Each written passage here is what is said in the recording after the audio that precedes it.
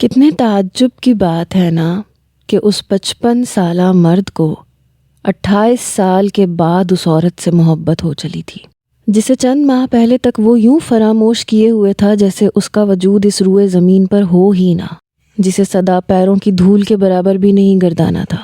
آج وہ یوں لہو بن کے رگوں میں گردش کرنے لگی کہ اس جیسا مضبوط اور پختہ عمر کا مرد بھی سوائے بے بسی اور بے یقینی سے آنسو بہانے کے کچھ نہ کر سکا۔ اور قابل یقین بات تو یہ بھی نہ تھی کہ آج ان مغرور اور بے نیاز مگر بلا کی ساحر آنکھوں میں اس ہستی کے لیے آنسو تھے جس کی جانب زندگی میں بھی جب نظر اٹھتی تھی تو ہمیشہ حقارت اور نفرت جیسے جذبات کے لیے ہی اٹھتی تھی۔ وہ ہستی جس کے بارے میں گزرے 28 برسوں میں ایک لمحے کے لیے بھی رک کے سوچنا اسے وقت کا ضیاع لگا کرتا تھا، آج ٹھیک 28 سال 2 ماہ اور 3 دن کے بعد اسے مسلسل پچھلے کئی گھنٹوں سے نہ صرف اپنے بارے میں سوچنے بلکہ رونے پر اس طرح سے مجبور کیے ہوئے تھی کہ اب اسے وقت کا ہر وہ لمحہ ضیاع کا احساس دلا رہا تھا جس میں اس کا خیال، اس کا عکس اور اس کا احساس اس کے ساتھ نہ تھا۔ قرار جعفر کا پورا وجود دکھ اور پچھتاوے کی آگ میں جل رہا تھا، مگر یہ جلن، یہ تڑپ اور یہ درد، یہ شاید اب اس کا مقدر تھا۔ بے شک اللہ کے ہاں دیر ہے اندھیر نہیں، اور اب اعلیٰ ظرفی اور انسانیت دونوں کا ہی تقاضا تھا کہ وہ خندہ پیشانی سے اپنی اس سزا کو تسلیم کرتا، زندگی کی آخری سانس تک۔ بے اختیار گہرا سانس لیتے ہوئے اس نے بہتے اشکوں کے درمیان سامنے سنہرے کمکموں سے سجے اپنے گھر پہ ایک نظر ڈالی، اور اگلے ہی پل اپنی آنکھوں سے بہتے پانی کو صاف کرتے ہوئے کسی ہارے ہوئے کھلاڑی کی طرح شکست خوردہ چال چلتا ہوا اپنے بے تحاشا خوبصورت اور وسیع و عریض مکان میں داخل ہو گیا۔ کیا کہہ رہی ہو زیب بیٹا؟ حیران و پریشان سے بڑے ابا نے اس آشاب شکن اطلاع پر بے یقینی سے ماہزیب عمر کا چہرہ تکتے ہوئے کہا، تو وہ ایک نظر تمام حاضرین محفل کے اڑے اڑے چہروں پر ڈالتے ہوئے دھیمی آواز میں بولی، جی میں ٹھیک کہہ رہی ہوں بڑے ابا، سالار نے ملوایا تھا مجھے اس سے۔ تو گویا تم ساری حقیقت پہلے سے ہی جانتی تھی اور اس کے باوجود تم اس سے ملی؟ ان کے جواب نے یک لخت ان کی پیشانی پہ بے شمار بل سجا دیے تھے۔ نہیں، اس سے ملنے سے پہلے میں اس کے بارے میں کچھ نہیں جانتی تھی، وہ تو جب سالار اسے اچانک ایک دن گھر لے کر آیا تو اب تو سب کچھ جان گئی ہونا، پھر سب کے سامنے اس بات کو اٹھانے کا کیا مقصد ہے؟ غصے سے اس کی بات کاٹتے ہوئے انہوں نے 2 ٹوک انداز میں پوچھا، تو وہ ایک نظر اپنے سامنے خاموش بیٹھے عمر حیات کے بے تاثر چہرے کو دیکھتے ہوئے آہستگی سے گویا ہوئیں، بڑے ابا مقصد تو آپ سب کو بتا ہی چکی ہوں، سالار اس لڑکی سے شادی۔ دماغ تو خراب نہیں ہو گیا تمہارا ماہزیب؟ کچھ پتا بھی ہے کہ کیا کہہ رہی ہو تم؟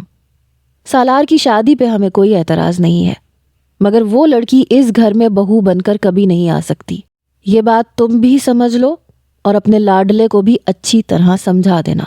واضح اور بے لچک انداز میں بات ختم کرتے ہوئے وہ اٹھ کر کمرے سے باہر نکل گئے تو ماہزیب عمر بے بسی سے ایک گہرا سانس لے کر رہ گئیں۔ ابو، آپ ہی بڑے ابا کو کچھ سمجھائیں۔ سسر کو مدد طلب نظروں سے دیکھتے ہوئے وہ بے چارگی سے بولی، تو وہ انہیں دیکھ کر رہ گئے۔ بیٹا، میں بھائی صاحب کو کیا سمجھاؤں جبکہ میری خود کی سمجھ میں کچھ نہیں آ رہا، اور سب سے بڑھ کر یہ کہ مجھے تو تم پہ حیرت ہو رہی ہے کہ تم کیسے اور کیوں اس رشتے کے لیے مان گئی۔ اور تم عمر، کیا تمہیں کچھ اندازہ نہیں ہے کہ تمہارے بیٹے کی یہ خواہش کیسے کیسے نئے طوفانوں کا پیش خیمہ ثابت ہو سکتی ہے؟ میں جانتا ہوں ابو کہ سالار کی یہ خواہش بہت گڑے مردوں کو اکھاڑ دے گی، لیکن اگر ماہزیب اپنے بیٹے کی خوشی کے لیے اتنی بڑی قربانی دینے کو تیار ہے تو میں بھی اس کی خوشی کے لیے ہر گزرا طوفان بھلانے اور ہر نئے طوفان کا مقابلہ کرنے کو تیار ہوں۔ میں ایسے موقع پر اپنی عزت اور انا کے ہاتھوں اپنے قدم پیچھے ہٹا کر اسے تنہا اور کمزور نہیں کر سکتا۔ دھیمے مگر مضبوط لہجے میں انہوں نے خود پہ جمی نظروں کی پرواہ کیے بغیر اپنا نقطہ نظر واضح کیا، تو سب کے سامنے اتنا مان اور اتنی عزت دینے پر ماہزیب عمر کی آنکھیں بے اختیار احساس تشکر سے نم ہو چلی۔ بس ماہزیب، مزید بحث کی ضرورت نہیں ہے۔ بچوں کی خوشی کی خاطر ہم تمہاری ذات کو ایک نئے امتحان سے دوچار نہیں کر سکتے۔ سالار کو سمجھانا تمہارا کام ہے، اور اگر وہ پھر بھی نہ مانے تو بے شک اسے ساری بات کھول کے بتا دینا۔ مجھے یقین ہے کہ ساری حقیقت جان لینے کے بعد اس کا فیصلہ ہم سے الگ ہرگز نہیں ہوگا۔ ہاتھ اٹھاتے ہوئے حیات آغا نے حتمی انداز میں گفتگو سمیٹ لی۔ ماہزیب تھکے تھکے انداز میں اپنے شریک سفر کو دیکھ کے رہ گئی۔ آؤ بیٹا آؤ۔ سالار کو کمرے میں داخل ہوتے دیکھ کر عمر حیات نے مسکرا کے اپنے برابر میں اشارہ کرتے ہوئے کہا، تو وہ اپنے پیچھے دروازہ بند کرتے ہوئے باپ کے قریب جا بیٹھا۔ بیٹا تم آفس کب تک جوائن کرو گے؟ ڈرائی فروٹ ڈش اس کی جانب بڑھاتے ہوئے انہوں نے ہلکے پھلکے انداز میں پوچھا، تو وہ چند کاجو اٹھاتے ہوئے بولا، بس بابا رزلٹ کے آنے کے فوراً بعد میں انشاءاللہ تعالی آپ کو جوائن کر لوں گا۔ اچھا یہ بتاؤ شادی کا کیا ارادہ ہے؟ کافی کا کپ لبوں سے لگاتے ہوئے انہوں نے بظاہر سرسری سے لہجے میں دریافت کیا، تو وہ اپنی جانب کافی کا کپ بڑھاتی ماہزیب کا چہرہ تکتے ہوئے شرارت سے ہنس دیا۔ پہلے یہ بتائیں کہ ماما نے آپ کو اس بارے میں کیا بتایا ہے؟ یہی کہ کوئی لڑکی ہے علینا اور تم اس سے شادی کرنا چاہتے ہو۔ بغور اس کی جانب دیکھتے ہوئے انہوں نے پوری سنجیدگی سے کہا، تو وہ بھی سیریس ہو گیا۔ جی بابا کچھ ایسی ہی بات ہے۔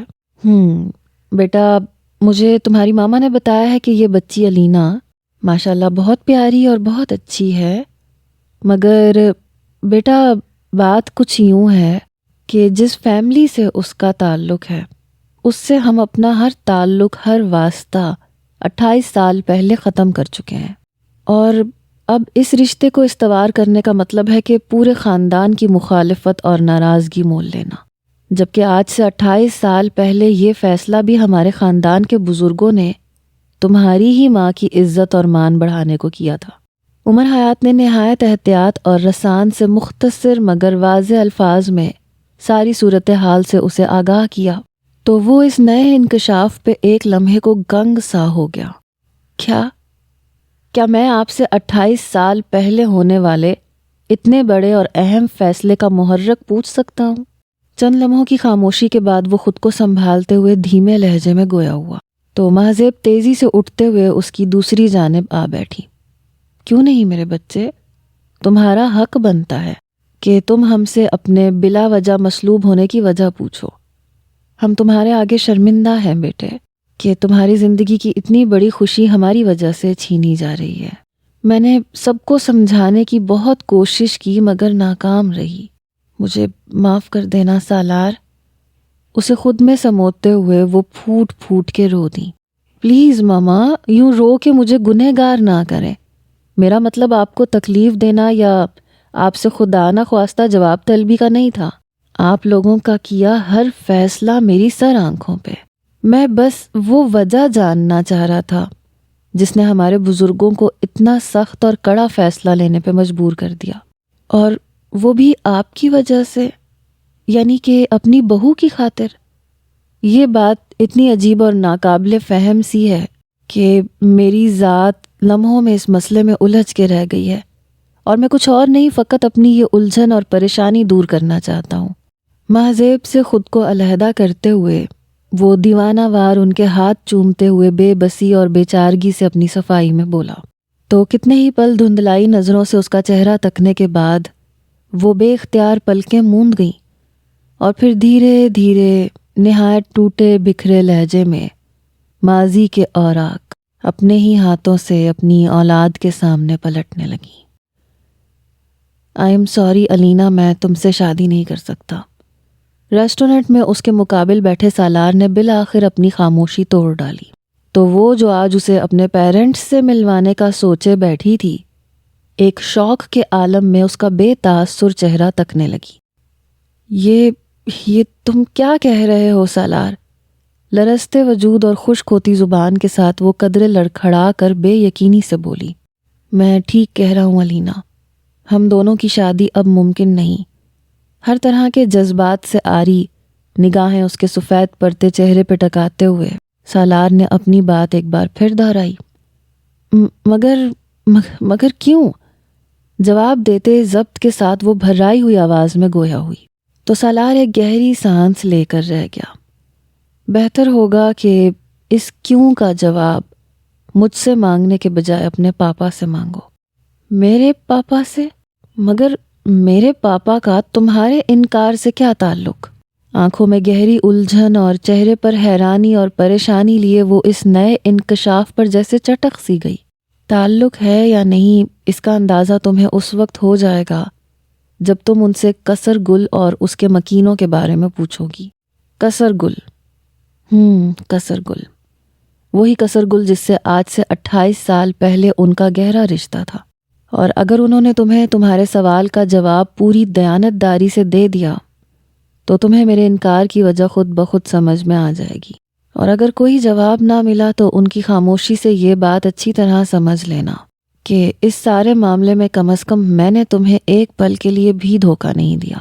اپنی بات ختم کرتے ہوئے وہ اٹھ کر لمبے لمبے ڈگ بھرتا باہر کی جانب چل دیا تو وہ ارد گرد کی پرواہ کیے بنا ٹیبل پہ سر رکھ کر بے اختیار روتی چلی گئی۔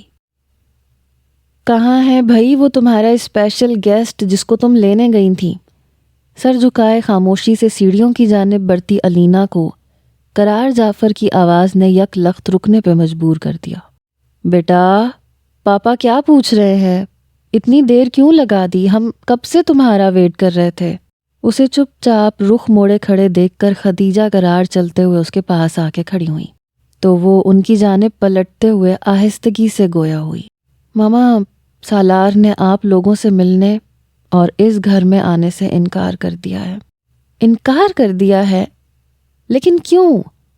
تعجب سے اس کا چہرہ تکتے ہوئے انہوں نے پلٹ کر ایک نظر صوفے پہ بیٹھے شوہر کو دیکھا۔ کیونکہ وہ مجھ سے اب شادی نہیں کرنا چاہتا، وہ سر جھکا کر بھرائی ہوئی آواز میں بولی۔ تو قرار جعفر غصے میں اپنی جگہ سے اٹھ کھڑے ہوئے۔ واٹ؟ اس لڑکے کا دماغ تو ٹھیک ہے؟ کیا اسے نہیں پتا کہ تم کس کی بیٹی ہو؟ انکار کی وجہ یہی ہے پاپا کہ وہ بہت اچھی طرح جانتا ہے کہ میں کس کی بیٹی ہوں۔ سر اٹھاتے ہوئے وہ گہری یاسیت سے بولی تو وہ چند لمحے حیرت سے اسے دیکھنے کے بعد اشتعال سے دھاڑے۔ What the hell are you talking about? I am telling you the truth پاپا، اور اب آپ بھی مجھے سچ سچ بتائیے کہ کسر گل اور اس کے مکینوں سے آپ کا کیا تعلق ہے؟ ان لوگوں سے آپ کی ایسی کون سی دشمنی ہے جو آج 28 سال بعد بھی وہ مجھ سے یا ہم سے کوئی تعلق، کوئی واسطہ نہیں رکھنا چاہتے؟ زاروں قطار روتے ہوئے بالآخر وہ بھی چلا اٹھی تو لاؤنج میں موجود دونوں نفوس اس کے منہ سے کسر گل اور اس کے مکینوں کا سن کر ایک لمحے کو بھونچکا رہ گئے۔ کیا نام ہے اس لڑکے اور اس کے باپ کا؟ چند لمحوں کی خاموشی کے بعد انہوں نے تلخی سے پوچھا۔ سالار عمر، اور اس کے بابا کا نام ہے عمر حیات اور مہذیب کا بیٹا ہے وہ؟ تیزی سے اس کی بات کاٹتے انہوں نے نفرت سے بھرپور لہجے میں پوچھا۔ جی ہاں۔ تو پھر بالکل ٹھیک کہتا ہے وہ، تمہاری شادی اس لڑکے سے نہیں ہو سکتی۔ بہتر یہی ہے کہ تم اسے بھول جاؤ۔ آنے واحد میں انہوں نے اپنے تئیں بات ختم کر ڈالی تو ان کے اس شفاق حکم پر وہ ایک بار پھر اپنا ضبط کھو بیٹھی۔ بھول جاؤں؟ مگر کیوں اور کس لیے جیسے سوالات مت اٹھاؤ، کیونکہ تمہارے کسی بھی فضول سوال کا میں کوئی جواب نہیں دینا چاہتا۔ پیشانی پہ ڈھیروں بل سجائے وہ سختی سے بولے تھے۔ مگر علینا، اس سے پہلے کہ میرا تم پہ ہاتھ اٹھ جائے اپنے کمرے میں چلی جاؤ۔ اس کی بات کاٹتے ہوئے وہ یک لخت دھاڑے تو وہ صدمے سے پھٹی بے یقین آنکھوں سے اپنے صدا کے نرم خو باپ کا یہ روپ دیکھ کے رہ گئی، اور اگر کوئی جواب نہ ملے تو ان کی خاموشی سے یہ بات اچھی طرح سمجھ لینا کہ اس معاملے میں کم از کم میں نے تمہیں ایک پل کے لیے بھی دھوکہ نہیں دیا۔ سالار کی آواز اس کے گرد گونج رہی تھی۔ اس کا دل چاہا وہ دھاڑے مار مار کر اپنے مان اور اپنی محبت دونوں کے چھن جانے کا غم منائے، مگر خاموشی سے آنسو بہاتے ہوئے وہ شل ہوتے اعصاب اور بکھرتے وجود کے ساتھ جانے کے لیے پلٹی، مگر ابھی چند قدم ہی چل پائی تھی کہ اسے اپنا سر بری طرح چکراتا محسوس ہوا۔ اگلے ہی پل وہ تیورا کر زمین پر آ گری تھی۔ ہسپتال کی طویل خاموش راہداری میں ٹھنڈے سنگی بینچ سے ٹیک لگائے انہوں نے 28 سال بعد زندگی میں پہلی بار غیر جانبداری سے اپنا احتساب کیا۔ تو وہ اس نتیجے پر پہنچے کہ اپنے وہ سب اعمال جن پر گزرے برسوں میں وہ ایک لمحے کے لیے بھی رک کے سوچنا ضروری نہیں سمجھتے تھے، وہ در حقیقت اتنے غیر اہم اور اتنے بے ضرر نہیں تھے جتنے انہوں نے سمجھ لیا تھا۔ آج جب بات اپنی بیٹی پر آئی تو احساس ہوا کہ انہوں نے کسی کی بیٹی کی زندگی کتنے آرام سے اپنی خود غرضی اور ہٹ دھرمی کی بھینٹ چڑھا دی تھی۔ وہ ہمیشہ سے بلا کے خود غرض اور بے حس رہے تھے، ان کے کیے کی سزا ہمیشہ دوسروں نے بھگتی تھی، پہلے مہذیب اور اب ان کی اپنی لاڈلی بیٹی علینا، جو پچھلے 24 گھنٹوں سے بے سدھ پڑی زندگی اور موت کی جنگ لڑ رہی تھی۔ قرار، آپ پلیز تھوڑی دیر کے لیے لیٹ جائیں۔ کندھے پہ دباؤ محسوس کرتے ہوئے انہوں نے نم آنکھیں کھول دیں اور خود کو سنبھالتے ہوئے سیدھے ہو بیٹھے۔ نہیں، میں ٹھیک ہوں، تم بتاؤ ڈاکٹر نے کیا کہا؟ ڈاکٹر کہہ رہے ہیں کہ اگلے 12 گھنٹے تک اسے ICU میں ہی رکھیں گے۔ آنکھوں میں سرخی اور مایوسی لیے وہ گہری یاسیت سے بولی، خدیجہ وہ ٹھیک تو ہو جائے گی نا؟ اگلے ہی پل خوف کی ایک لہر ان کی اپنی دھڑکنیں تیز کر گئی تو وہ بے اختیار پاس بیٹھی خدیجہ بیگم کے ہاتھ تھام گئے۔ کیوں نہیں قرار؟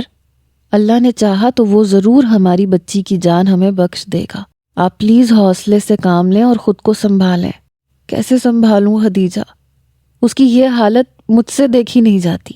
یہ احساس کہ میں نے اپنی بچی کو خود زندگی اور موت کی کشمکش میں مبتلا کر ڈالا، مجھے مارے جا رہا ہے یہ احساس۔ اگر اسے کچھ ہو گیا نا تو میں خود کو بھی مار ڈالوں گا۔ اسے کہو خدیجہ کہ وہ ایک بار، بس صرف ایک بار آنکھیں کھول دے، میں اس سے خود معافی مانگوں گا، بلکہ اس کی خوشیوں کی خاطر میں عمر اور مہذیب تک سے معافی مانگ لوں گا۔ اسے اور سالار کو ایک کرنے کی خاطر اگر مجھے مہذیب کے پاؤں بھی پکڑنے پڑے تو میں پکڑ لوں گا۔ تم بس اسے کہو کہ وہ ایک بار آنکھیں کھول کے میری طرف دیکھ لے اور مجھے معاف کر دے مجھے۔ پھوٹ پھوٹ کے روتے ہوئے وہ خدیجہ بیگم کے ہاتھوں پر چہرہ جھکاتے چلے گئے تو وہ بھی اپنا ضبط کھو بیٹھیں اور زارو قطار روتے ہوئے اللہ سے اپنے اور اپنے شوہر کے گناہوں کی معافی مانگنے لگی۔ آغا پیلس اور قصر گل کے مکین بظاہر تو جبار آغا کے ہی گھرانے کے افراد تھے، مگر در حقیقت کوسوں دور اور ایک دوسرے کی شکل دیکھنے کے بھی روادار نہ تھے۔ ان کے تعلقات کی کشیدگی کی وجہ کوئی خاص نہیں بلکہ بڑی روایتی اور عام سی تھی۔ جبار آغا نے نور فاطمہ سے دوسری شادی اس وقت کی جب گل مہر خاتون سے ان کی شادی کو 6 سال کا عرصہ بیت چکا تھا اور وہ 3 بیٹوں کے باپ تھے۔ باوجود اس کے کہ ان کی دوسری شادی میں کسی قسم کی مجبوری کا کوئی عمل دخل نہیں تھا، گل مہر خاتون نے شوہر کی اس بے وفائی اور زیادتی کے بدلے میں نہ تو کوئی ہنگامہ برپا کیا اور نہ ہی کسی قسم کا کوئی احتجاج کیا۔ ہاں، لیکن ایک بات انہوں نے واضح اور واشگاف الفاظ میں آغا صاحب کے گوش گزار کر دی کہ وہ ان کی زندگی میں صرف اسی صورت میں شامل رہیں گی جب وہ اپنی دوسری بیوی کو علیحدہ گھر میں رکھیں گے اور ان پر کبھی بھی نور فاطمہ سے مراسم بڑھانے کے لیے دباؤ نہیں ڈالیں گے، کیونکہ وہ نور فاطمہ کی صورت دیکھنے کی بھی روادار نہ تھی، جس نے ان کے شوہر کی محبت اور ان کی ہستی بستی گھرستی کو 2 حصوں میں تقسیم کر ڈالا تھا۔ اور آغا صاحب، جن کے لیے یہی کافی تھا کہ گل مہر خاتون نے ان کی اس غلطی کو بچوں کی خاطر ہی صحیح لیکن معاف کر دیا تھا، وہ خاموشی سے ان کی ہر بات مانتے چلے گئے۔ ان کی اسی خاموشی کا گل مہر خاتون نے کئی بار ناجائز فائدہ بھی اٹھایا، مگر دوسری جانب نور فاطمہ نے، جو کہ فطرتاً ایک نیک دل اور نرم خو خاتون تھی، گل مہر خاتون کی ان تمام زیادتیوں کے باوجود ہمیشہ ان سے تعلقات بہتر بنانے کی کوشش کی، مگر ان کی ہر کوشش، ہر تدبیر اس وقت دم توڑ گئی جب گل مہر خاتون نے اپنے 3 بیٹوں کے دلوں میں وہی کدورت اور وہی نفرت بھر ڈالی جو سدا ان کے اپنے دل میں پنپتی رہی۔ آہستہ آہستہ نور فاطمہ نے بھی مصالحت کی کوششیں ترک کر دیں، جس کا نتیجہ یہ نکلا کہ ان کے اپنے 4 بچے بھی گل مہر خاتون اور ان کی اولاد کے سخت خلاف ہو گئے۔ دن مہینے سالوں میں ڈھلتے رہے، دیکھتے ہی دیکھتے دونوں کے پوتے پوتیاں بھی جوان ہو گئے۔ کسر گل کی رونق بڑھانے کو جمال آغا کی 2 بیٹیاں سائرہ اور مائرہ، جعفر آغا کا 1 بیٹا قرار اور حیات آغا کے 3 بچے عمر، عمیر اور سبینہ آ چکے تھے۔ دوسری جانب آغا پیلس کی 4 اولادوں میں سب سے بڑے فاروق آغا کی 2 بیٹیاں اور 1 بیٹا تھا۔ سب سے بڑا حسن، اس سے چھوٹی مہذیب اور سب سے چھوٹی ماہروخ۔ فاروق آغا کے بعد 2 بہنیں اسما اور عطیہ تھیں۔ اسما کے 2 بیٹے تھے علی اور حمزہ، جبکہ عطیہ کی صرف 1 ہی بیٹی تھی عائشہ۔ ظفر آغا جبار آغا کی اولادوں میں سب سے چھوٹے تھے اور ان کے 4 بچے تھے، عثمان، فرحان، نازنین اور زرمین۔ تیزی سے گزرتا یہ وقت جہاں بہت سی تبدیلیاں لایا، وہیں کچھ معاملات میں یہ آج بھی بڑا بے بس اور جامد نظر آتا تھا۔ دونوں گھروں کے مکینوں کی ایک دوسرے سے نفرت اور بیگانگی کا آج بھی یہ عالم تھا کہ خاندان میں جو بھی خوشی یا غمی کی تقریب ہوتی، یہ دونوں خواتین ایک دوسرے سے منہ موڑے اپنی اپنی اولادوں سمیت مختلف سمتوں میں بیٹھی نظر آتی۔ مگر جب آغا صاحب کا انتقال ہوا اور میت والے گھر میں چھوٹی سی چھوٹی بات مہمانوں کی پرواہ کیے بغیر خوب بحث و مباحثے سے ہوئی، تو 40ویں کے بعد آغا صاحب کے بڑے بھائی، جنہیں خاندان میں سربراہ کی حیثیت حاصل تھی، انہوں نے دونوں گھرانوں کو بلا کر نہایت سبھاؤ سے نہ صرف ان سے اب تک کے غلط رویوں کی نشاندہی کی، بلکہ ساتھ ہی یہ مشورہ بھی دیا کہ اس بے مقصد اور بے معنی دشمنی کو آغا صاحب کی زندگی کے ساتھ ہی ختم ہو جانا چاہیے۔ اور اس سلسلے میں پہلے قدم کے طور پہ انہوں نے یہ فیصلہ کیا کہ آغا پیلس سے 1 بچی رخصت ہو کر کسر گل اور کسر گل سے 1 بچی رخصت ہو کر آغا پیلس جائے گی۔ سو طے یہ پایا کہ جعفر آغا کے اکلوتے بیٹے قرار جعفر کا رشتہ آغا پیلس کی سب سے بڑی پوتی مہذیب کے ساتھ، اور مہذیب کے بڑے بھائی حسن کا رشتہ گل مہر خاتون کے تیسرے بیٹے حیات آغا کی بیٹی سبینہ کے ساتھ کیا جائے گا۔ جو ہی دونوں گھرانوں کی یہ رائے اکبر آغا تک پہنچی تو انہوں نے جھٹ اسی شام خاندان کے تمام بزرگوں کو مدعو کر کے نہ صرف یہ کہ دعائے خیر کروا دی، بلکہ ساتھ ہی باہمی رضامندی سے دونوں منگنیوں کی تاریخ بھی طے کر ڈالی۔ ہو یار میرا بنے گا دولہا، پھول کھلیں گے دل کے، او یار میرا۔ کمرے میں آگے پیچھے داخل ہوتے ہوئے وہ چاروں اس کے گرد بھنگڑا ڈالتے ہوئے اپنی بھونڈی آواز میں گانے لگے۔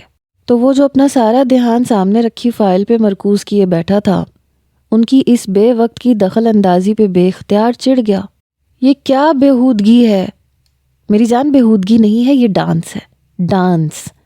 عمر نے اس کی بیزاری کا نوٹس لیے بغیر اپنا کام جاری رکھتے ہوئے لاپرواہی سے جواب دیا، اور وہ بھی تیری جلدی ہونے والی منگنی کی خوشی میں۔ منصور نے بھی ناچتے ہوئے اطلاع فراہم کی تو وہ ایک شوق کے عالم میں ان چاروں کو تکنے لگا۔ تم لوگوں نے کس سے یہ فضول بات سنی ہے؟ چند لمحوں کی خاموشی کے بعد وہ سرد لہجے میں گویا ہوا تو اس کے اس غیر معمولی انداز پہ وہ چاروں ایک دوسرے کو دیکھ کے رہ گئے۔ یار ابھی تھوڑی دیر پہلے سارے بڑے اکبر دادا جان کے گھر سے آئے ہیں، وہیں پہ تمہاری بات مہذیب کے ساتھ اور سبینہ کی بات حسن کے ساتھ پکی کر کے منگنی کی تاریخ پکی کر کے آئے ہیں۔ عمر نے مختصر الفاظ میں آج کے دن کی اہم ترین اطلاع اس کے گوش گزار کی تو وہ تو جیسے بھڑک اٹھا۔ میں نے امی کو منع بھی کیا تھا کہ مجھے کسی مہذیب سے شادی نہیں کرنی، اور وہ بجائے اس کے کہ یہ فضول بات ختم کرتی وہاں جا کے منگنی کرائیں۔ ایک جھٹکے سے اپنی جگہ سے اٹھتے ہوئے وہ کمرے میں ٹہلنے لگا۔ کیسی بچوں جیسی باتیں کرتے ہو یار، یہ معاملہ تائی امی کے ہاتھ میں تھوڑی نہ تھا۔ یہ فیصلہ تو اکبر دادا جان کون ہوتے ہیں؟ ہماری زندگیوں کے فیصلے کرنے والے۔ کل تک ہم جن لوگوں کو منہ لگانا پسند نہیں کرتے تھے آج ان سے رشتہ داریاں جوڑ لیں، اور وہ بھی صرف اکبر دادا کے حکم پہ۔ کیا اس طرح کے بے وقوفانہ فیصلوں سے ہمارے دل بھی ایک ہو جائیں گے؟ اور پھر یہ کہاں کی عقل مندی ہے کہ بزرگوں کی غلطیوں کو سدھارنے کے لیے بچوں کی زندگیوں کو داؤ پہ لگا دیا جائے، یہ جانے بغیر کہ آیا وہ اس بچکانہ کھیل کا حصہ بننے کو تیار بھی ہیں یا نہیں۔ سرخ ہوتی آنکھوں اور بھینچی ہوئی مٹھیوں کے ساتھ وہ ایک ہی سانس میں بولتا چلا گیا تو عمر ایک گہری سانس لے کے رہ گیا۔ امی امی میں یہ کیا سن رہا ہوں؟ دھاڑ سے دروازہ کھول کے وہ بے حد غصے سے کمرے میں داخل ہوا تو سمیہ بیگم اپنی جگہ چونک سی گئیں۔ کیا ہوا بیٹا، خیر تو ہے؟ اتنے غصے میں کیوں ہو؟ اکلوتے لختے جگر کے معمول سے زیادہ سرخ چہرے کو دیکھتے ہوئے انہوں نے پریشانی سے پوچھا۔ حد ہوتی ہے امی آپ لوگوں کی بے نیازی اور بے حسی کی۔ میری زندگی تباہ کرنے پہ تلے بیٹھے آپ سب، اور آگے سے پوچھ رہے کہ میں غصے میں کیوں ہوں؟ ادب لحاظ بالائے طاق رکھتے ہوئے وہ سرکشی سے بولا تو ڈریسنگ روم سے باہر آتے جعفر آغا اس کے لب و لہجے پہ کھول کے رہ گئے۔ ماں سے بات کرنے کا یہ کون سا طریقہ ہے قرار؟ اگلے ہی لمحے دبنگ لہجے میں انہوں نے اسے ٹوک دیا تو وہ ان کی موجودگی کا احساس کرتے ہوئے ایک پل کو چپ ہو گیا۔ آئی ایم سوری بابا۔ خود پہ بمشکل قابو پاتے ہوئے وہ دھیمی آواز میں بولا۔ بیٹھو تم، مجھے تم سے ضروری بات کرنی ہے۔ صوفے پہ بیٹھتے ہوئے انہوں نے اسے بھی بیٹھنے کا اشارہ کیا تو وہ خاموشی سے ان کے قریب جا بیٹھا۔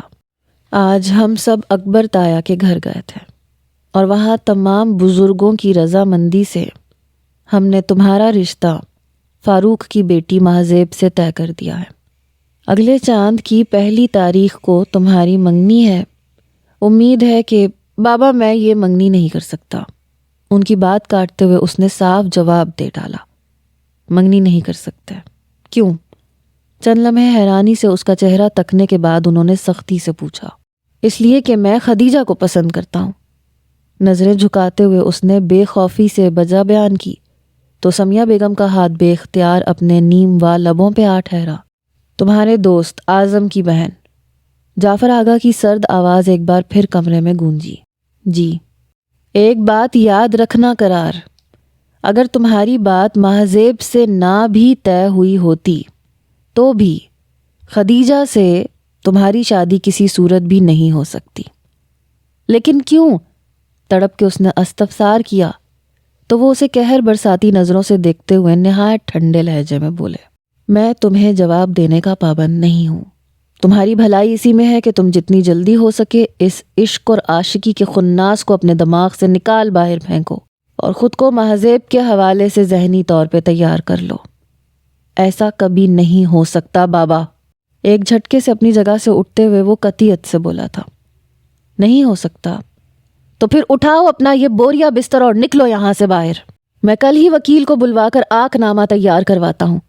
ایسی ناخلف اولاد سے مجھے کوئی تعلق واسطہ نہیں رکھنا جو پورے خاندان میں مجھے رسوا کروانے پہ تلی بیٹھی ہے۔ پوری قوت سے دھاڑتے ہوئے وہ بھی اپنی جگہ سے کھڑے ہو گئے تو وہ بے یقینی سے انہیں دیکھنے لگا۔ آپ ایسا نہیں کر سکتے۔ کیوں نہیں کر سکتا؟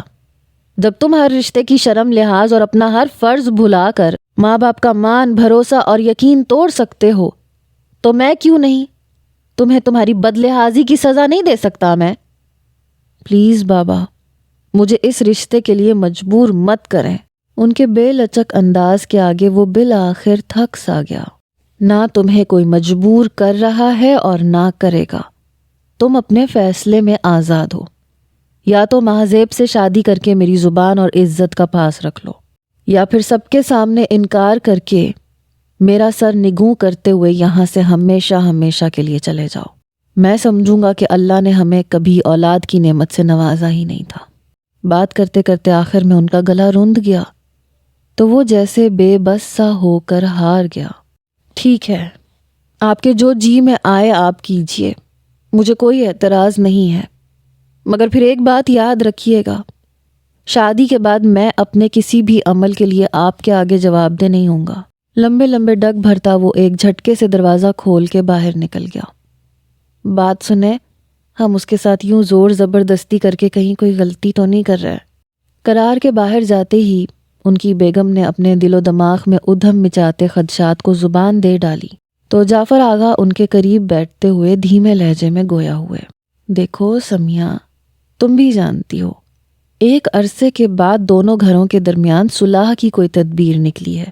اب اس اہم ترین موقع پہ میں کیسے اتنا خود غرض ہو جاؤں کہ صرف اپنے بیٹے کی خوشیوں کی خاطر میں باقی سارے خاندان کی خوشیوں کو اور بزرگوں کی عزت کو داؤ پہ لگا دوں، جبکہ مجھے یہ بھی اچھی طرح معلوم ہے کہ ہم سب نے مل کر قرار کے لیے کتنا بہترین اور اچھا فیصلہ کیا ہے۔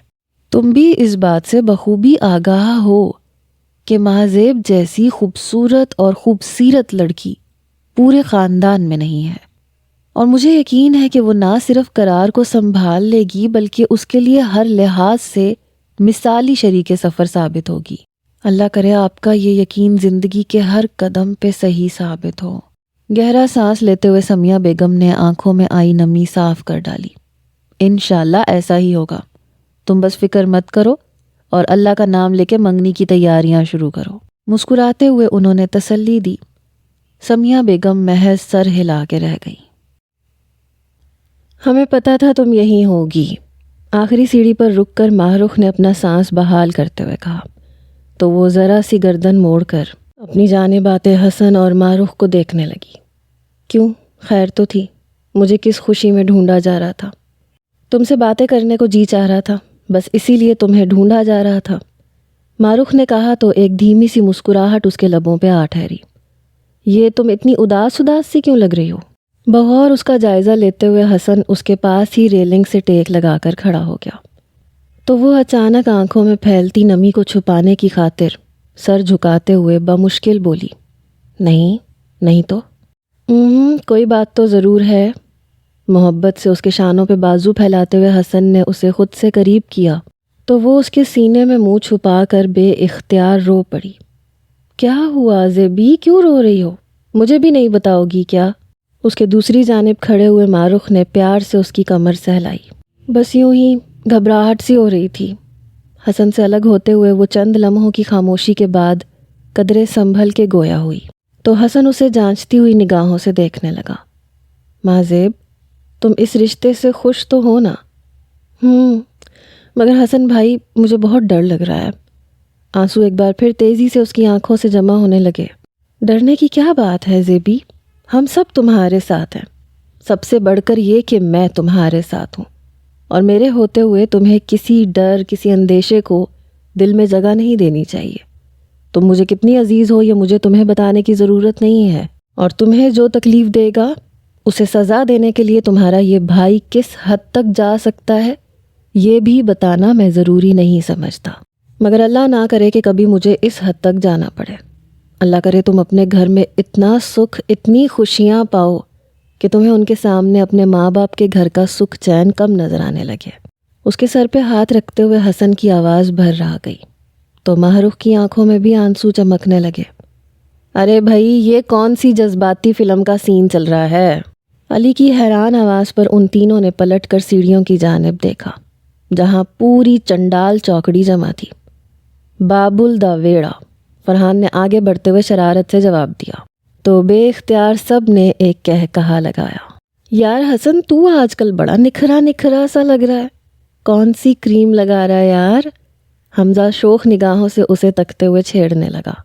سبینہ فیئرنس سنو، عائشہ نے ہنس کے لقمہ دیا تو سب کے کہوں نے حسن کو بے اختیار جھینپنے پہ مجبور کر دیا۔ جس روز منگنی کی تقریب بخیر و خوبی اپنی تکمیل کو پہنچی، اسی روز سب کی صلاح سے ٹھیک 2 ماہ بعد محض 3 دن کے فرق سے دونوں شادیوں کی تاریخ رکھ دی گئی۔ طے یہ پایا کہ پہلے سبینہ رخصت ہو کر آغا پیلس جائے گی اور اس کی رخصتی کے تیسرے روز مہذیب کی رخصتی عمل میں آئے گی۔ دونوں گھروں کی چونکہ یہ پہلی خوشی تھی، سو ہر کوئی بے انتہا مصروف اور مگن تھا۔ جناب قرار جعفر، میں نے آپ کا نکاح مہذیب فاروق جو کہ دختر فاروق آغا ہیں بعوض 15,000 روپے سکہ رائج الوقت کیا۔ کیا آپ مہذیب فاروق کو اپنے نکاح شرعی میں قبول کرتے ہیں؟ جی، قبول ہے۔ قاضی صاحب کے استفسار پر قرار جعفر کی سنجیدہ آواز ہال کی خاموشی میں گونجی۔ چاروں طرف مبارک سلامت کا شور مچ گیا۔ ہر کوئی اسے آگے بڑھ کر گلے لگانے اور مبارکباد دینے میں مصروف تھا، جسے وہ نہایت سرد اور بے تاثر چہرے کے ساتھ وصول کر رہا تھا۔ جب سجی سنوری مہذیب کو اس کے پہلو میں لا کر بٹھایا گیا تو بھی اس کے جذبات میں کسی قسم کی کوئی ہلچل نہ مچی۔ وہ اپنی برداشت کی انتہاؤں پہ تھا جب ہنستی مسکراتی ماہ رخ دودھ کا گلاس اٹھائے اپنی کزنز اور دیگر خواتین کے ساتھ دودھ پلائی کی رسم کے لیے اسٹیج پہ چلی آئی، جہاں پہلے سے ہی قرار کے دوستوں اور کزنز نے اپنی اپنی پوزیشن سنبھال رکھی تھیں۔ لیجئے قرار بھائی، اب آپ پئیں اور ہمیں ہماری نیک دیں۔ دلہا دلہن کے قدموں میں گھٹنوں کے بل بیٹھتے ہوئے ماہ رخ نے دودھ کا گلاس مہذیب کے لبوں سے لگانے کے بعد قرار کی طرف بڑھایا تو دیگر لڑکوں کے ساتھ صوفے کے پیچھے کھڑا عمر تیزی سے بول اٹھا، ایک تو آپ جھوٹا دودھ پلا رہی ہیں اور اوپر سے دھونس بھی جما رہی ہیں۔ بائی دا وے ذرا یہ تو بتائیں کہ ہمارے یار کو آپ کے اس جھوٹے دودھ کا محض ایک گھونٹ کتنے کا پڑنے والا ہے؟ قرار بھائی، آپ کے بھائی بند تو لگتا ہے کوے کھا کر آئے ہیں۔ آپ پلیز یہ دودھ پئیں اور ہمیں ہماری نیک دیجیے۔ اس سے پہلے کہ کوئی اور بات ہوتی، ماہ رخ نے ہاتھ میں پکڑا دودھ کا گلاس اس کی جانب بڑھاتے ہوئے اپنے تئیں بات ختم کی۔ یہ لیجیے۔ گلاس کو دیکھے بنا ایک طرف ہٹاتے ہوئے اس نے جیب میں سے پیسے نکال کر گنے بغیر اس کی جانب بڑھائے تو قرار کے اس عمل پر پیچھے کھڑے سارے لڑکوں نے شور مچا دیا، جبکہ ماہ رخ کی سمجھ میں نہیں آیا کہ وہ کیا کہے۔ وہ آپ نے دودھ تو پیا نہیں بھائی؟ جھجک کر پیسے تھامتے ہوئے اس نے جیسے یاد دہانی کروائی۔ میں کسی کا جھوٹا نہیں پیتا۔ ہر مصلحت پسے پشت ڈالتے ہوئے وہ تڑخ کر گویا ہوا تو سب کو جیسے سانپ سونگ گیا۔ ارے آپ اپنی نیک سنبھالیں اور یہ دودھ کا گلاس ہم کنواروں کے حوالے کریں تاکہ ہماری بھی جلد سنی جائے۔ اگلے ہی پل عمیر نے آگے جھکتے ہوئے حیران پریشان سی بیٹھی ماہ رخ کے ہاتھ سے دودھ کا گلاس اچک لیا تو اسٹیج پہ شروع ہونے والی اس نئی جنگ نے ان سب کے چہروں پہ جیسے رونق بحال کر دی۔ اپنے پیاروں کی دعاؤں اور قرآن پاک کے سائے میں مہذیب رخصت ہو کر قصر گل پہنچی تو اس کا شاندار استقبال کیا گیا۔ ہر کوئی بے انتہا اور بے تحاشا خوش تھا، جبکہ دوسری جانب سہج سہج کے قدم اٹھاتی مہذیب کے سارے اندیشے، ساری گھبراہٹ ہر بڑھتے قدم کے ساتھ پیچھے، بہت پیچھے جاتے جا رہے تھے۔ یوں ہی خوشیوں اور کہکہوں کے درمیان دیگر رسموں سے فراغت پانے کے بعد جب بالآخر اسے اس کے کمرے میں پہنچایا گیا تو بے حد تھکاوٹ کے باوجود وہ اندر سے گہرے اطمینان اور سکون سے ہمکنار تھی۔ ہلکی پھلکی تواضع اور میک اپ ٹھیک کرنے کے بعد جو ہی قرار کی کزنز کمرے سے باہر نکلی، اس نے بے اختیار اپنی اکڑی ہوئی کمر سیدھی کرتے ہوئے ارد گرد کا جائزہ لیا۔ ماحول کی خوبصورتی کو سراہنے میں وہ اس قدر محو تھی کہ جو ہی دروازے پہ کھٹکا ہوا وہ بے اختیار اپنی جگہ پہ چونک گئی۔ اگلے ہی پل تیزی سے سیدھے ہوتے ہوئے وہ نظریں جھکا گئی۔ قرار جعفر نے جس لمحے کمرے میں قدم رکھا، اس کا ضبط بیڈ پہ سر جھکائی دلہن بنی بیٹھی مہذیب کو دیکھ کر جواب دے گیا۔ اتنے مہینوں سے اس کے اندر خاموشی سے پکتا لاوا یک لخت ہی نکلنے کو بےتاب ہونے لگا۔ مس مہذیب فاروق، 1 منٹ کے اندر اندر بیڈ سے نیچے اتر جائیں۔ سر پہ بندھی ہوئی پگڑی اور گلے میں پہنے ہوئے ہار ایک جھٹکے سے اتارتے ہوئے اس نے آنے واحد میں نہایت غصے سے حکم صادر کیا۔ جی؟ حیرت کے سمندر میں بری طرح ڈولتے وجود کو سنبھالتے اس نے بے یقینی سے پلکیں اٹھائیں تو وہ اسے کھا جانے والی نظروں سے دیکھ رہا تھا۔ پھر لمبے لمبے ڈگ بھرتا اس کے سر پہ جا کر کھڑا ہوا۔ یہ معصومیت کا ڈرامہ کہیں اور جا کر رچاؤ۔ تمہاری ان اداؤں سے نہ مجھے دلچسپی ہے اور نہ میرے اعصاب میں اتنی طاقت ہے کہ مزید تمہارے وجود کو برداشت کر سکوں۔ سختی سے اسے بازو سے پکڑتے ہوئے قرار نے ایک جھٹکے سے بیڈ سے نیچے اتارا تو اپنے اتنے ہتک آمیز رویے پر ایک لمحے کو مہذیب صدمے کی زیادتی سے گنگ سی ہو گئی۔ برائے مہربانی میرے واپس آنے تک اپنا وجود اس کمرے سے کہیں دور لے جاؤ۔ وہ اس کے وجود پر ایک نگاہ غلط بھی ڈالے بنا رعونت سے نیا حکم جاری کرتا ہوا ڈریسنگ روم میں جا گھسا۔ قرار جعفر کے منظر سے غائب ہوتے ہی مہذیب کے شل ہوتے وجود کو جیسے ایک جھٹکا سا لگا۔ بے اختیار آنکھیں بند کرتے ہوئے اس نے ایک گہرا سانس لے کر اس ساری صورتحال کو سمجھنے کی کوشش کی، لیکن وہ چاہ کے بھی اپنی کوشش میں کامیاب نہ ہو سکی۔ کانپتی ٹانگوں پر جب مزید کھڑے رہنا اس کے لیے دشوار ہو گیا تو وہ وہیں کارپٹ پہ گر سی گئی۔ گھٹنوں کے گرد بازو لپیٹتے ہوئے اس نے اپنا چکراتا سر اپنی ہی آغوش میں چھپا لیا اور خود کو آنے والی کڑی آزمائش کے لیے تیار کرنے کی ایک لاشعوری سی کوشش کی۔ مجھے معلوم تھا تم جیسی ڈھیٹ اتنی آسانی سے پیچھا چھوڑنے والی نہیں۔ دھاڑ سے ڈریسنگ روم کا دروازہ بند کرتے ہوئے وہ ایک بار پھر اس کے سر پہ آ کے پھنکارا تو بے اختیار مہذیب نے اپنا سر اونچا کرتے ہوئے ڈبڈبائی نظروں سے اپنے شریک سفر کی جانب دیکھا۔ اپنا قصور جان سکتی ہوں میں؟ کوئی قصور نہیں، سوائے اس کے کہ تم میری زندگی میں زبردستی شامل کی گئی ہو۔ تمہارے ساتھ کی نہ مجھے خواہش تھی اور نہ ضرورت۔ جس کی ہمراہی کے خواب میں نے دیکھے تھے اس کی ذات سے دستبردار مجھے صرف اور صرف تمہاری وجہ سے ہونا پڑا ہے۔ سو تمہاری بہتری اسی میں ہے کہ تم فوراً سے پیشتر یہ کمرہ خالی کر دو، کیونکہ تمہاری جگہ نہ میں اپنے دل میں محسوس کرتا ہوں اور نہ زندگی میں۔ لیکن رات کے اس پہر اس حلیے میں کہاں جاؤں گی؟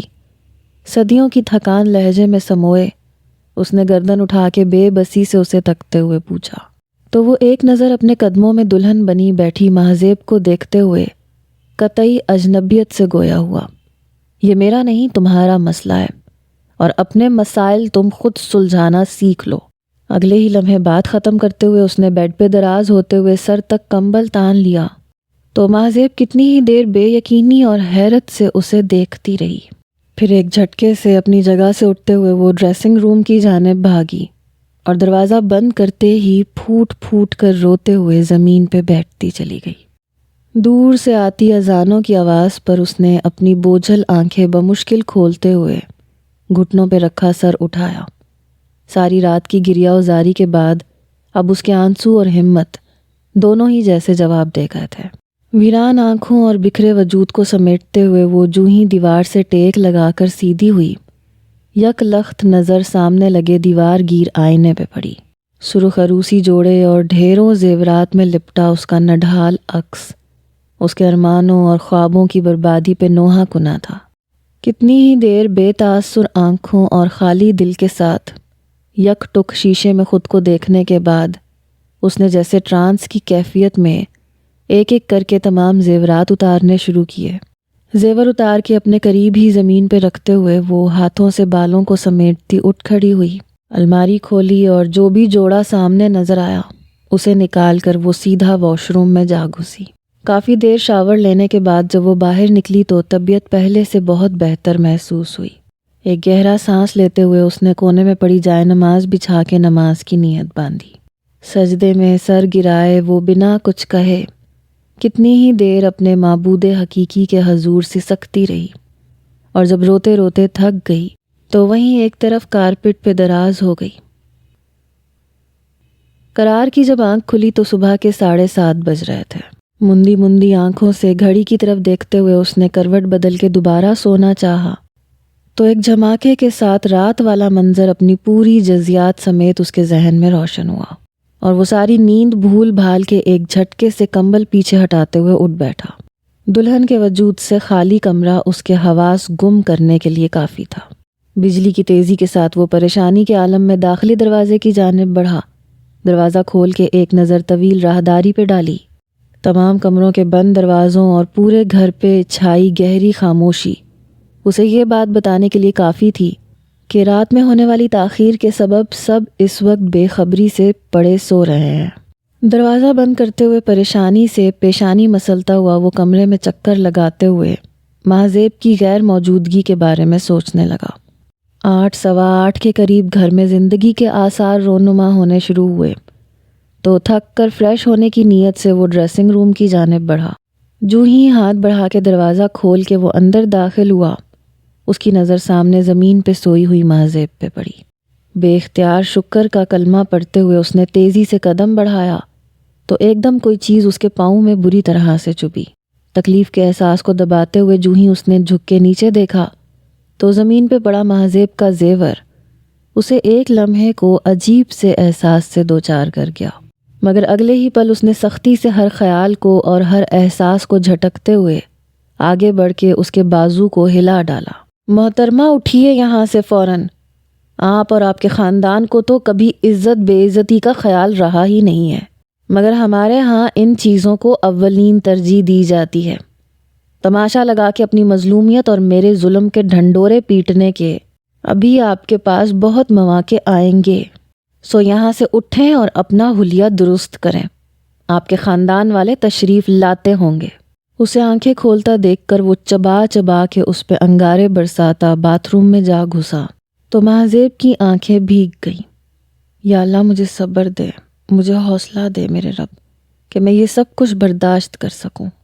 تو جانتا ہے میرے مولا کہ میرے بھائی کا گھر اور سارے خاندان کی خوشیاں مجھ پہ انحصار کرتی ہیں، سو مجھے ہمت دے اور میرے شوہر کا دل میری جانب پھیر دے۔ اپنے رب کو پکارتے ہوئے وہ آخر میں بے اختیار دعا مانگتے ہوئے پھوٹ پھوٹ کے رو دی۔ باتھ روم کے دروازے پہ کھٹکا ہوا تو وہ جلدی سے آنسو صاف کرتے ہوئے اٹھ کھڑی ہوئی۔ مجھے روتی ہوئی عورتیں سخت زہر لگتی ہیں، سو اگر اس گھر میں بسنا ہے تو یہ ٹسوے کہیں اور جا کے بہاؤ۔ میں پہلے ہی تمہیں بہت مشکلوں سے برداشت کیے ہوئے ہوں، ایسا نہ ہو کہ میرا ضبط جواب دے جائے۔ انگلی سے اس کا چہرہ اونچا کرتے ہوئے وہ اپنی شعلے برساتی آنکھیں اس کی آنکھوں میں گاڑتے ہوئے بولا تھا تو اس کے لہجے کی ٹھنڈک پہ مہذیب کی روح تک کانپ گئی۔ یہ زیور اٹھاؤ یہاں سے، اور بیڈ کی سائڈ ٹیبل کی دراز میں پڑے کنگن ہیں وہ نکال کے پہن لو۔ اگلے ہی پل اس کا چہرہ جھٹکتے ہوئے وہ الماری کی جانب بڑھ گیا تو آنسو پیتی مہذیب سر جھکا کے اس کے حکم کی تعمیل میں جت گئی۔ ارے مہذیب بیٹا، وہاں کہاں بیٹھ رہی ہو؟ یہاں قرار کے پاس آ کر بیٹھو۔ کھانے کی میز پہ مہذیب کو سائرہ کے برابر کرسی سنبھالتے دیکھ کر انہوں نے ٹوک ڈالا تو وہ جھجکتی ہوئی اس کے ساتھ والی نشست پہ آ بیٹھی، جس کے پہلو میں دوبارہ بیٹھنے کا شرف آج اسے 1 ہفتے کے بعد نصیب ہوا تھا۔ پھر کیسی رہی تمہاری کنسائنمنٹ؟ اپنی پلیٹ میں چاول نکالتے ہوئے جعفر آغا نے بیٹے سے پوچھا، جو آج صبح ہی 1 ہفتے کے بعد اسلام آباد سے لوٹا تھا۔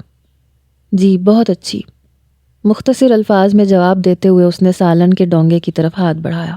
مہذیب بیٹا قرار کو سالن نکال کے دو۔ گل مہر خاتون نے مہذیب کو نیا حکم جاری کیا تو اس نے خاموشی سے ڈونگا اٹھاتے ہوئے اس حکم کی تعمیل کی۔ یہ کباب لیجئے۔ سالن نکالنے کے بعد اس نے خود ہی کبابوں کی ڈش اس کی جانب بڑھائی تو وہ آہستگی سے لیکن انتہائی روکھے لہجے میں بولا، بہت شکریہ، جب مجھے لینے ہوں گے میں لے لوں گا۔ اور مہذیب نے اگلے ہی پل خفت زدہ سی ہو کے ڈش واپس رکھ دی۔ قرار بیٹا، اب اس نئے پروجیکٹ کی طرف سے تو تم فارغ ہو گئے ہو نا؟ جعفر آغا نے کھانا کھاتے ہوئے ایک بار پھر استفسار کیا۔ جی۔ تو پھر ایسے ہے کہ تم 1-2 دن تک پروگرام سیٹ کر لو اور مہذیب کو کہیں گھومنے پھرنے لے جاؤ۔ ہلکے پھلکے لہجے میں انہوں نے نہایت اطمینان سے مشورہ دیا۔ بابا آپ یہ ٹرپ وغیرہ فی الحال رہنے ہی دیں تو بہتر ہوگا۔ چند لمحے کچھ سوچنے کے بعد وہ سنجیدگی سے گویا ہوا۔ میز پہ موجود تمام افراد حیرت سے اس کی جانب دیکھنے لگے، جبکہ ساتھ بیٹھی مہذیب نے پلیٹ پہ جھکا سر کچھ اور جھکا لیا تھا۔ مگر کیوں بیٹا؟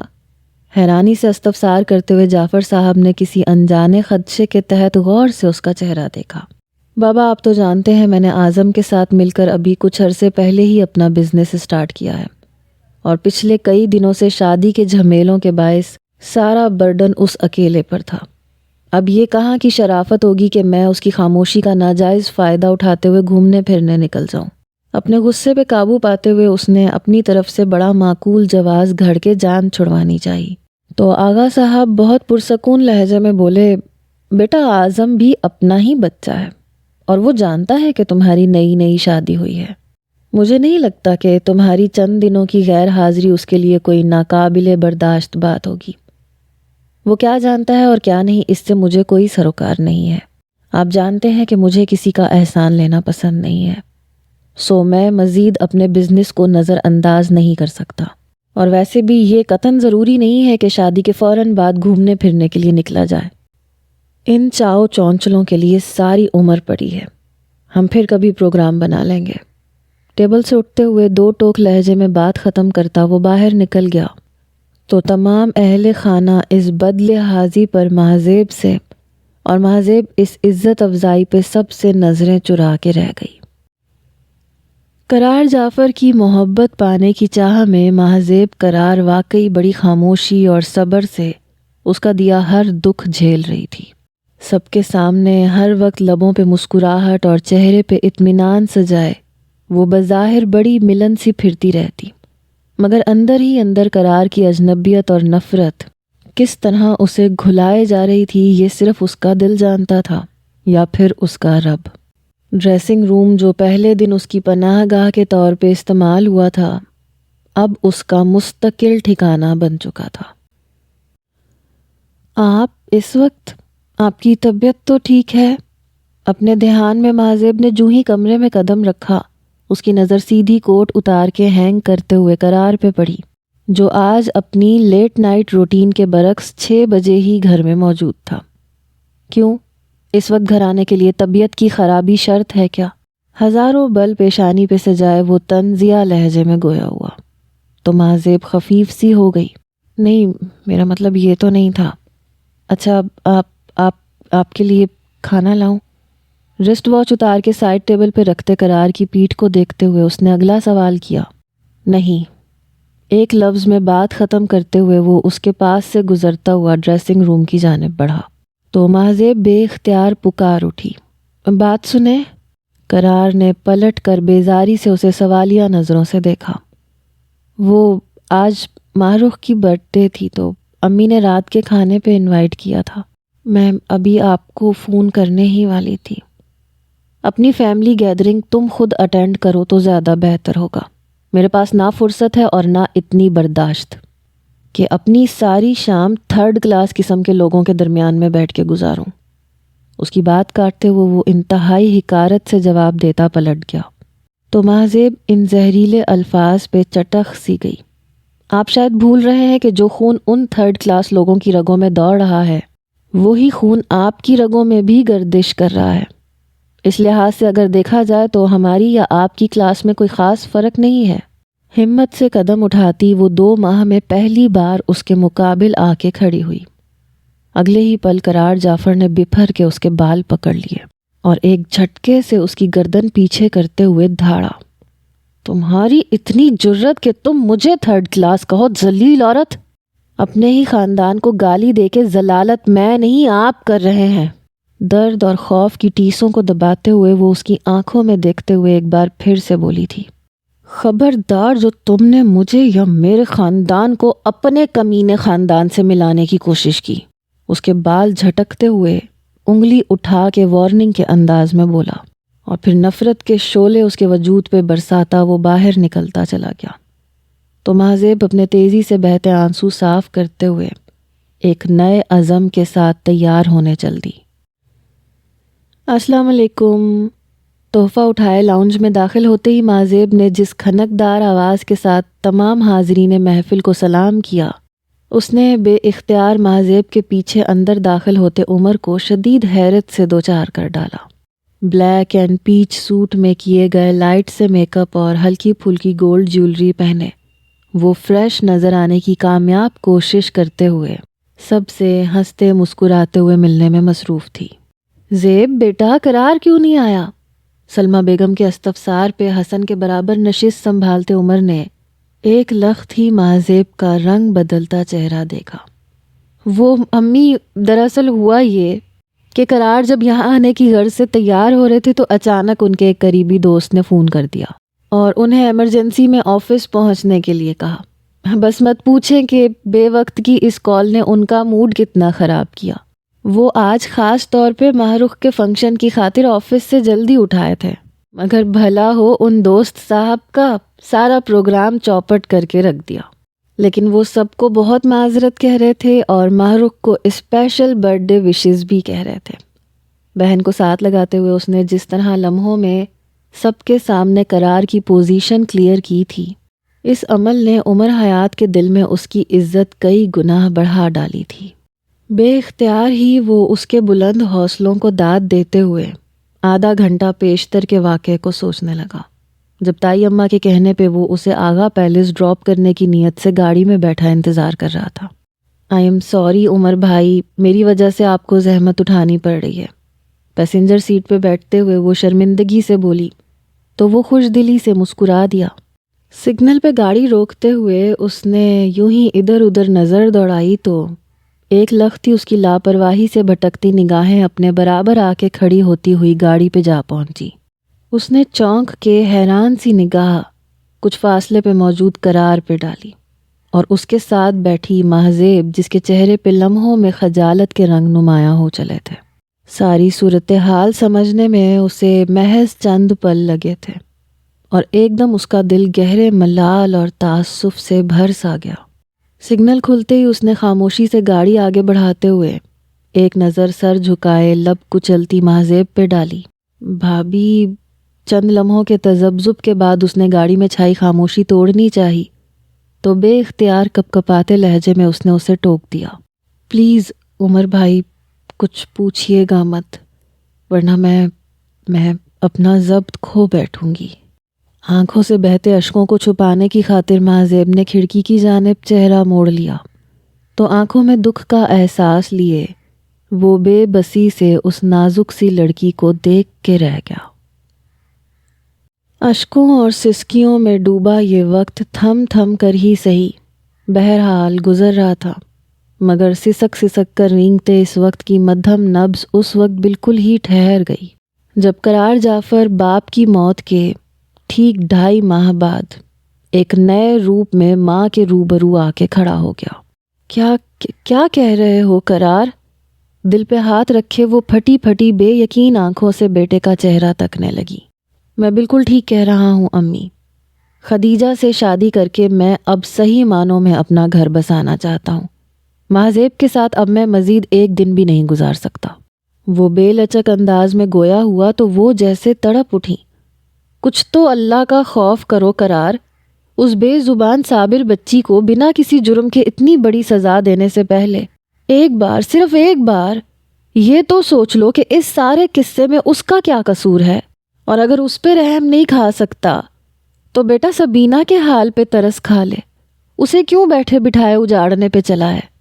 قرار میرے بچے دیکھ، اتنی خود غرضی، اتنی بے حسی اور سفاکی اچھی نہیں ہے، اور کچھ نہیں تو میرے ان سفید بالوں کا ہی لحاظ کر لے۔ میں سب کو کیا جواب دوں گی، کیا منہ دکھاؤں گی؟ بیٹا کچھ تو سوچ۔ میں نے جو سوچنا تھا سوچ لیا ہے۔ دوسروں کی خوشیوں کی خاطر میں اپنی خوشی کا گلا گھونٹ کر خود کو مزید برباد نہیں کر سکتا، اور آپ کو کسی کے بھی آگے جواب دہ ہونے کی ضرورت نہیں ہے۔ جس نے بات کرنی ہے مجھ سے کرے، اور رہی بات بے حسی اور خود غرضی کی، تو یہ صفات اپنے بزرگوں سے ہی لی ہیں میں نے۔ اپنے فیصلے کس طرح سے دوسروں پہ تھوپنا ہے یہ سب میں نے آپ سے ہی سیکھا ہے۔ بے مروتی اور بے لحاظی کے سارے ریکارڈ توڑتے ہوئے وہ گستاخی سے بولا تھا، اور اگر پھر بھی آپ میرا ساتھ نہیں دینا چاہتی تو مت دیں، لیکن ایک بات یاد رکھیے گا، میں بھی آپ ہی کی اولاد ہوں، مرتا مر جاؤں گا مگر آپ کو اپنی شکل دوبارہ کبھی نہیں دکھاؤں گا۔ اپنی جگہ سے کھڑے ہوتے ہوئے اس نے اپنے تئیں آخری پتا پھینکا، جائیداد میں سے اپنا حصہ لیتے جانا تاکہ مجھ پہ تمہارا کوئی قرض باقی نہ رہے۔ اس کی جانب سے منہ موڑتے ہوئے وہ بھرائی ہوئی آواز میں بولی تو وہ اپنے اس جذباتی وار کے خالی جانے پہ ایک لمحے کو پتھراس آ گیا۔ بہت شکریہ آپ کا، مجھے اس جائیداد میں سے کچھ نہیں لینا، لیکن ایک بات یاد رکھیے گا کہ اپنے اکلوتے بیٹے سے جدائی کا یہ راستہ آپ نے خود چنا ہے، سو مجھے کوئی بھی الزام نہیں دیجیے گا۔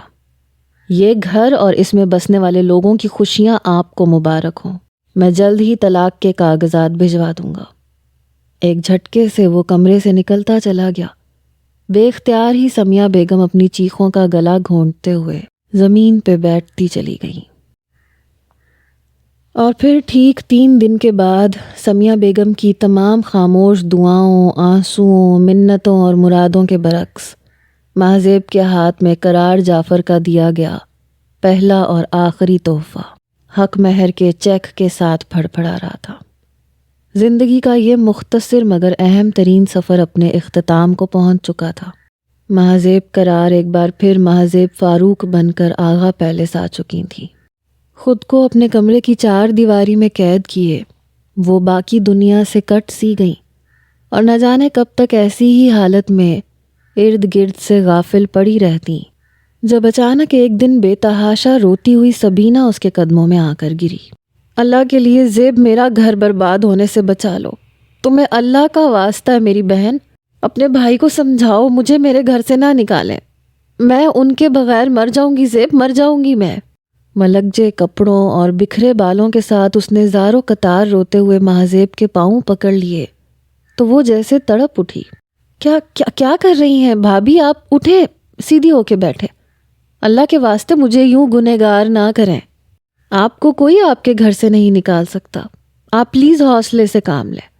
اسے زبردستی سیدھا کرتے ہوئے مہذیب نے اپنے ساتھ لگا لیا تو وہ اور بھی شدت سے رونے لگی۔ تبھی کمرے کا دروازہ پوری قوت سے کھلا اور غصے سے تنتناتا حسن اندر داخل ہوا۔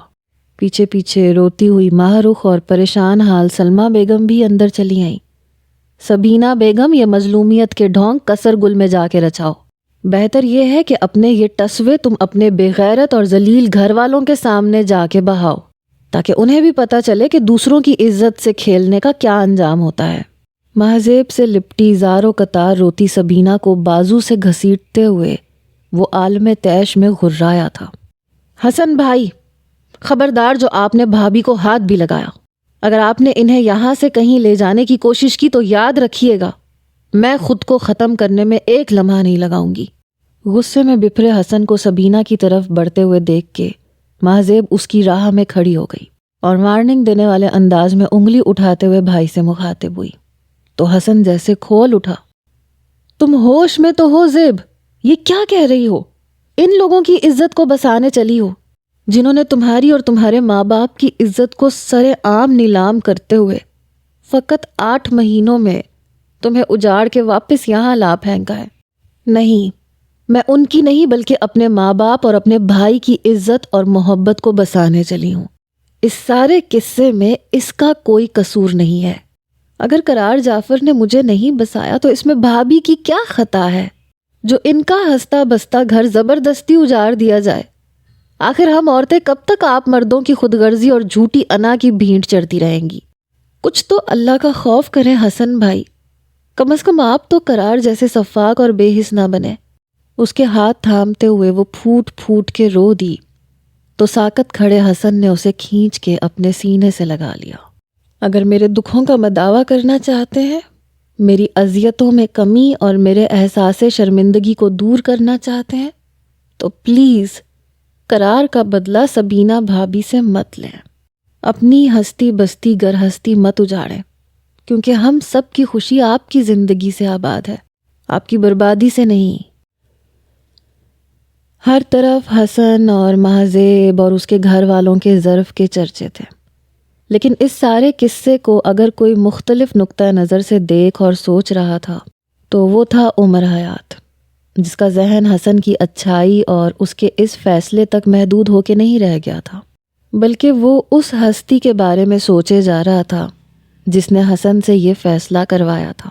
ایک روز بڑی خاموشی سے وہ اپنے بزرگوں کے سامنے نہایت ادب سے جا کر کھڑا ہو گیا، جنہوں نے کچھ دیر کی پس و پیش کے بعد بالآخر فیصلہ عمر حیات کے حق میں دے دیا، جو اپنی روح کی گہرائیوں اور دل کی سچائیوں سے اس عظیم ہستی کے تمام آنسو اور دکھ اپنے نام اور زندگی کی ہر خوشی اس کے نام کرنے کی ٹھان چکا تھا۔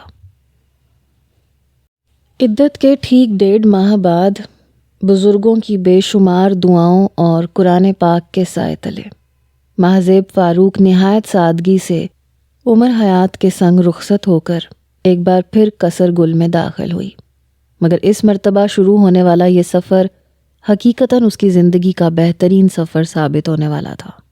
کبھی کبھی تو مہذیب کو اپنی خوش نصیبی اور بلند بختی پہ کسی خواب کا گمان ہونے لگتا تھا، کیونکہ اب اس کا شریک سفر اپنے وعدے کے عین مطابق بے تحاشا محبت، عزت اور حقیقی سکون سے اس کو بھرنے لگا تھا۔ مان اور بھروسے اور پیار سے شروع ہونے والی یہ نئی زندگی کب 27 سالہ مضبوط رفاقت میں تبدیل ہوئی اسے پتہ ہی نہ چلا۔ قرار جعفر سمیہ بیگم کی زندگی میں قصر گل سے جب نکلا تو پھر اس روز پلٹ کر صرف رسم دنیا نبھانے آیا جب وہ اپنا ہر رشتہ اس دنیا سے توڑ کے جا چکی تھی۔ بیٹے کی جدائی کے محض 2 سال کے اندر وہ خالق حقیقی سے جا ملی۔ اس سے زیادہ برداشت کرنے کی نہ ان کے بکھرے وجود میں ہمت تھی اور نہ ہی ان کی ممتا میں طاقت۔ ہر کوئی ماضی کی کتاب بند کیے بڑے سکون کے عالم میں آگے کی جانب رواں دواں تھا، جب اچانک سالار اور علینا کی محبت کی صورت قدرت نے ایک بار پھر بہت کٹھن اور تکلیف دہ امتحان ماہزیب عمر کے سامنے رکھ دیا۔ ماہزیب عمر 26 سال بعد قصر گل کے در و دیوار میں یہ آواز گونجی تھی، مگر وہاں رہنے والوں نے 26 سیکنڈ سے بھی کم وقت میں اس آواز کو پہچانتے ہوئے پلٹ کے لاؤنج کے دروازے کی جانب دیکھا، جہاں ایک بالکل انجان اور اجنبی قرار جعفر کھڑے تھے، جھکی گردن، ڈھلکے شانے، نڈھال اور غم زدہ وجود لیے۔ یہ ادھیڑ عمر شخص اس قرار جعفر سے بالکل مختلف تھا جو آج سے 28 سال پہلے ایک شان اور غرور سے گردن اٹھائے اپنے ہر رشتے کو بے حسی سے پیروں تلے رونتے ہوئے پھر کبھی نہ لوٹنے کے لیے اس آنگن سے نکلا تھا۔ اس سے پہلے کہ وہ سب حیرت اور بے یقینی کے اس جھٹکے سے سنبھلتے، لاؤنج کے وسط میں وہ ایک دم ہی صوفے پہ بیٹھی حیران پریشان سی ماہزیب کے سامنے گھٹنوں کے بل گر گیا، خود پہ جمی سب کی بے یقین اور حیرت بھری نگاہوں کی پرواہ کیے بغیر اگلے ہی پل اس نے برستی آنکھوں کے ساتھ ماہزیب عمر کے سامنے ہاتھ جوڑ دیے۔ ماہزیب، میں تمہارا گنہگار ہوں، مجھے معاف کر دو، جو کچھ میں نے تمہارے ساتھ کیا وہ سب میری بیٹی کے ساتھ نہ کرنا، تمہارے رب کا واسطہ ہے ماہزیب، میری بچی کو بچا لو، سالار سے کہو میری بیٹی کو نہ چھوڑے ورنہ وہ مر جائے گی ماہزیب، وہ مر جائے گی۔ نہایت شکستہ لہجے میں اپنی بات مکمل کرتے ہوئے وہ پھوٹ پھوٹ کے رو دیے۔ اور قرار جعفر، اگر آج میں اس وقت تمہاری مدد کرنے سے انکار کر دوں اور تمہیں بیچ منجدار میں بالکل اسی طرح تنہا چھوڑ دوں جس طرح تم نے کبھی ماہزیب فاروق کو چھوڑا تھا، تو تم کیا کرو گے؟ کیا کرو گے تم اگر میں تمہاری بیٹی کو اسی طرح بے جرم اور خطا مسلوب ڈال دوں، اسے ان گناہوں کی سزا سنا دوں جو اس نے کبھی کیے ہی نہ ہو؟ بتاؤ مجھے قرار، اگر میں بھی علینا سے اس کی زندگی، اس کی خوشیاں، سب کچھ چھین لوں تو اپنی بیٹی کی تکلیف پہ، اس کے آنسوؤں اور بے بسی پہ تمہارا یہ پتھر دل غم کی شدت سے پھٹے گا یا نہیں؟ ایک جھٹکے سے اپنی جگہ سے اٹھتے ہوئے وہ ایک ہی سانس میں بولتی چلی گئی تو زارو قطار روتے ہوئے قرار بے اختیار چلا اٹھے، بس کرو ماہزیب، اللہ کے واسطے بس کرو۔ واہ قرار صاحب، آج خود پہ بڑی تو اللہ یاد آ گیا، تم تو تصور میں بھی یہ سب کچھ سوچ کے لرز اٹھتے ہو، اور ایک میں تھی جس کے ساتھ تم نے حقیقتاً یہ سب کچھ کیا تھا۔ میں شکر ادا کرتی ہوں اس پاک ہستی کا جس نے مجھے تم جیسے انسان کی راہوں میں خاک ہونے سے بچا لیا اور ایک ایسے مخلص اور محبت کرنے والے شخص کو سونپا جس نے ہر لمحہ مجھے اپنی جان سے بھی بڑھ کے چاہا۔ مجھے پہلے دن سے لے کر آج تک اتنی عزت، اتنا مان اور اتنا اعتبار دیا کہ تمہاری دی ہوئی ہر تکلیف اور ہر تحقیر میں بھولتی چلی گئی، اور یہ اس بے غرض اور بے لوث محبت کرنے والے نرم خو شخص کی رفاقت کا اعجاز ہے کہ آج اگر ماہزیب عمر چاہے بھی تو بھی تمہاری بیٹی کو تمہاری خطاؤں کی سزا نہیں سنا سکتی، اس کے ساتھ وہ سب کچھ نہیں کر سکتی جو تم نے میرے ساتھ کیا تھا، کیونکہ اگر میں بھی آج با اختیار ہو کر تم جیسی صفاک اور بے رحم بن جاؤں تو پھر مجھ میں اور تم میں کیا فرق رہ جائے گا، جبکہ میں مرتے دم تک قرار جعفر جیسی نہیں بننا چاہوں گی۔ علینا میرے بیٹے سالار کی خوشی ہے، آج سے وہ میری اور میرے شوہر کی بھی خوشی اور عزت ہے، اور اپنی عزت کو ہم بہت جلد پورے مان اور محبت سے اس آنگن میں رخصت کروا کر لے کر آئیں گے۔ نہایت دھیمے اور پروقار لہجے میں اپنی بات مکمل کرتے ہوئے وہ پلٹ کر لاؤنج سے نکلتی چلی گئی تو قرار جعفر گم سم اور بے یقینی سے دروازے کے اس پار اوجھل ہوتے ہوئے وجود کو دیکھتے رہے۔ آج ٹھیک 2 ماہ بعد زیب عمر اپنے کہے کے عین مطابق علینا قرار کو نہایت عزت اور محبت کے ساتھ رخصت کروا کر اپنے پھولوں بھرے ہنستے مسکراتے آنگن میں لے جا چکی تھیں، اور قرار جعفر دور کہیں خلاؤں میں دیکھتے ہوئے اپنے آپ سے یہ کہہ رہے تھے، ماہزیب عمر، تمہاری کہی ہر بات پوری ہوئی، آج تمہاری ذات میرے لیے ایک ایسی ناقابل شکست اور ناقابل فراموش ہستی کا روپ اختیار کر چکی ہے، جس نے مجھے 28 سال بعد اس محبت کو منوایا ہے جو پہلے کبھی مجھے دکھائی ہی نہیں دی، اور جب اس محبت نے آگہی کے در مجھ پہ وا کیے ہیں تو مجھے اس کے سوا اور کچھ دکھائی نہیں دے رہا۔ آج قرار جعفر کی میں ہمیشہ کے لیے تو میں مدغم ہوئی، بالکل اسی طرح جس طرح اس کی ذات حصار یار میں مقید ہوئی۔ اور کہنے والے کہتے ہیں کہ یہ کتنے تعجب کی بات ہے کہ اس 55 سالہ مرد کو 28 سال کے بعد اس عورت سے محبت ہو چلی تھی۔